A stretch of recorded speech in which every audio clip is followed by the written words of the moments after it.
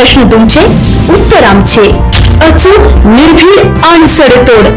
लोकशाहीचा खरा मंत्र म्हणजेच न्यूज लोक. येवला लासलगाव मतदारसंघाचे आमदार तथा अन्न नागरी पुरवठा मंत्री छगन भुजबळ यांचे आदेश व माजी खासदार समीर भुजबळ यांच्या सूचनेनुसार शहराला पाणीपुरवठा करणाऱ्या साठवण तलावात पाणी पोहोचल्याने येवलेकरांना 2 महिन्यांचा दिलासा मिळाला आहे.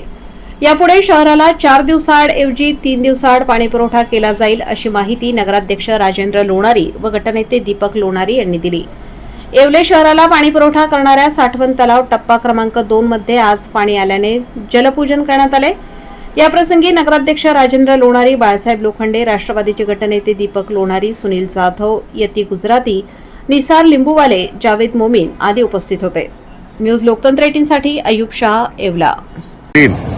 टप्पा क्रमांक 2 आज भुजबळ साहेबांच्या माध्यमातून व समीर भाऊच्या माध्यमातून येवले नगर परिषदेच्या साठवण तलावामध्ये पाणी आज पोहोचलेले आहे.